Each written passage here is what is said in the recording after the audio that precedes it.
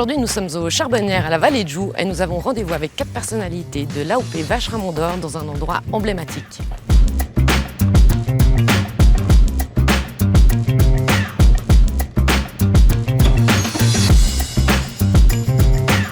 Bonjour messieurs. Bonjour. Bonjour, bonjour. Mais vous êtes déjà prêts? Oui, ah oui, on avait soif. Santé. Santé d'abord, peut-être. Merci de l'accueil. Merci. Où est-ce qu'on se trouve? Au musée du Vacherin-Mont d'Or. Vraiment le temple du Vacherin-Mont d'Or dans lequel on a, on va dire, une personne qui s'appelle Jean-Michel Rochat, qui est un peu le gardien des lieux, qui est le gardien de l'histoire du Vacherin-Mont d'Or. Et quand on a des choses à aller récupérer de 150 ans, voire plus encore derrière, c'est la personne qui peut nous répondre.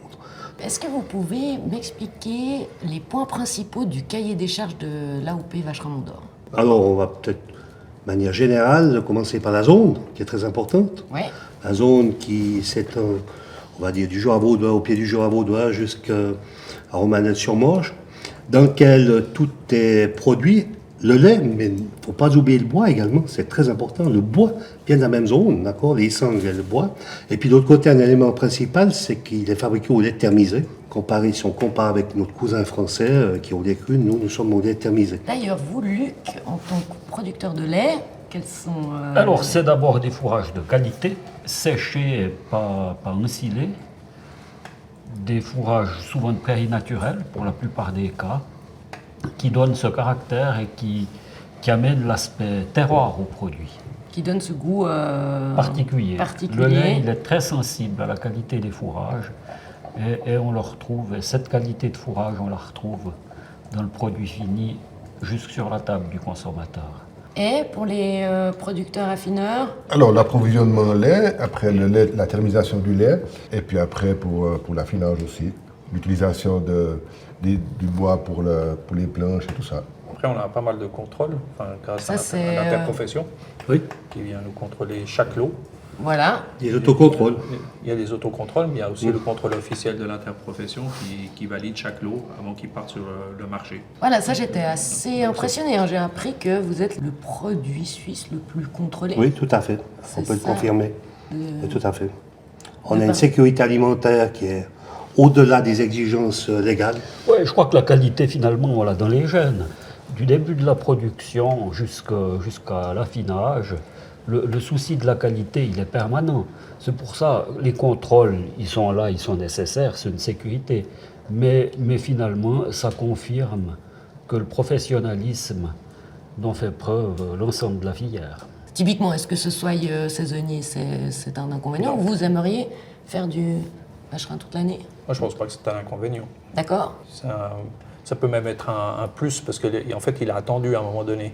Le vacherin, déjà dès le mois d'août, les gens nous appellent pour dire quand est-ce qu'il arrive. La saisonnalité est plutôt, moi je pense, un plus. Pour nous, non, c'est en tout cas pas un inconvénient.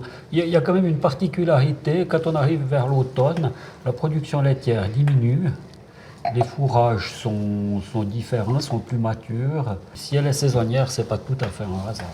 C'est quand même lié à un cycle naturel, c'est lié au rythme du bétail finalement.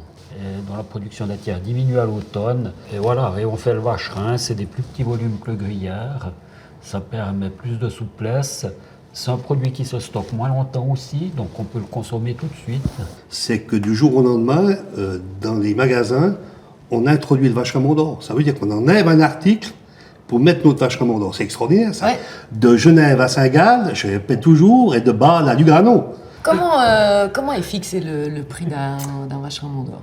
Alors, le prix de base, on va dire, indicatif, je précise bien, il est indicatif, l'interprofession est fixée chaque année, mais également, à la fin, il faut dire, le prix du lait est aussi un des plus élevés en Suisse au prix net aux producteurs. Hein. On est d'accord? C'est dans les prix des AOP de qualité. De haut de gamme. De haut de gamme. De haut de gamme, voilà. moi, Ça correspond au prix des AOP de haut de gamme. Voilà, oui. ouais. La filière demande du lait à une période où le lait est en baisse et où presque tout le monde demande du lait. Donc il fallait bien faire un effort, que tout le monde fasse un effort pour se garantir un approvisionnement au lait. Le vacherin, il a 150 ans, vous pensez? Alors, historiquement parlant, il a 180 ans, on va dire, selon le cahier des charges. Hein. D'accord, on est remonté en 1800, 1820, 1830, d'accord. Mais on va aller un tout petit peu plus loin si je vous dis qu'il a près de 700 ans, parce qu'on a découvert, par l'intermédiaire également de Jean-Michel, du musée, de son frère, qui a découvert sur une fresque au château de Chiron de 1200, un vacherin entouré de bois. Ah, Donc, on peut imaginer que notre vacherin est bien plus vieux que ça. mais bon, magnifique. Et du coup, est-ce qu'il y aurait des choses que vous aimeriez changer, vous, dans cette AOP? Oh, C'est tout parfait. On ne change pas une équipe qui gagne. Par contre, il faut toujours évoluer, il faut savoir se remettre en question.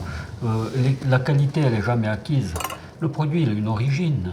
Et c'est aussi cette origine qui fait sa valeur. Et c'est son histoire. C'est aussi ce qu'on transmet à travers ce produit. Oui. On transmet un peu d'émotion. Donc on ne va pas révolutionner et puis casser l'émotion. Ce serait tellement dommage. Ah, mais moi, je pourrais pas vivre dans un monde sans vacherin d'or. Hein. Mais tant Non, mieux. nous non plus. Si seulement. On aimerait bien que les 8 millions d'habitants de Suisse pensent la même chose que vous. Alors c'est sûrement parce qu'il faut déguster le vacherin. Voilà, c'est ça. Voilà, c'est ça, depuis le temps qu'on le regarde. Ouais, parce qu'il a l'air d'être bien. Hein, Il a c'est l'air bon, magnifique. Ah ouais, Hein, Luc. voilà. J'en ai pas encore mangé cette année. Vous vous rendez C'est compte? pas vrai? Ça change. Carton Ouais, jaune. ça vous- Carton ouais, je suis jaune. d'accord. Ça vous coupe. C'est un Ça carton vous jaune. coupe.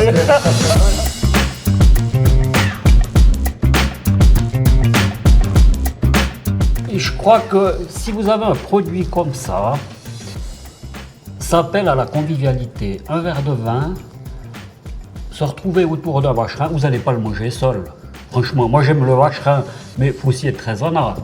Ouais. Il faut le partager. Il faut le partager. Seul, ça fait un peu beaucoup. Arrêtez, moi, je Et- suis seule. Et- Ouais. Ah bah, Mais ça vous avez le droit d'inviter. Vous avez le droit d'inviter. La convivialité, c'est ça. Le mois d'octobre, c'est le mois de la santé mentale. Eh bien, la santé mentale, elle passera par la consommation du vacherin et se retrouver tous ensemble autour d'un vacherin. Et puis, moi, je vous dis, manger du vacherin, la société ira beaucoup mieux. Santé. Santé. Santé. Quelle belle parole. Oui, c'est magnifique. Un véritable pasteur. On attend C'est ton affaire.